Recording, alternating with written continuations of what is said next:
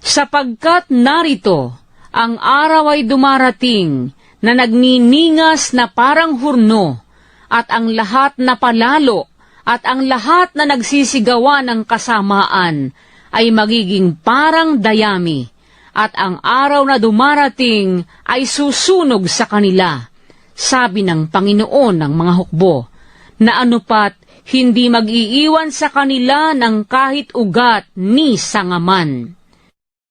Ngunit sa inyo na nangatatakot sa aking pangalan, ay sisikat ang araw ng katwiran, na may kagalingan sa kanyang mga pakpak, at kayo'y magsisilabas at magsisiluksong parang guya mula sa silungan.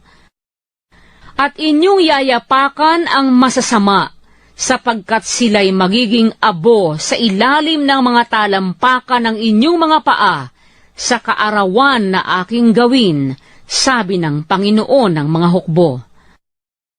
Alalahanin ninyo ang kautusan ni Moises, na aking lingkod, na aking iniutos sa kanya sa Horeb, para sa buong Israel, sa makatwid bagay ang mga palatuntunan at mga kahatulan.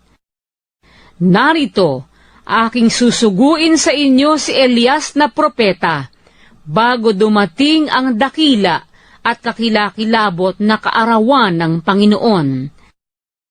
At kanyang papagbabaliking loob ang puso ng mga ama sa mga anak, at ang puso ng mga anak sa kanilang mga magulang. Baka ako'y dumating at saktan ko ang lupa ng sumpa.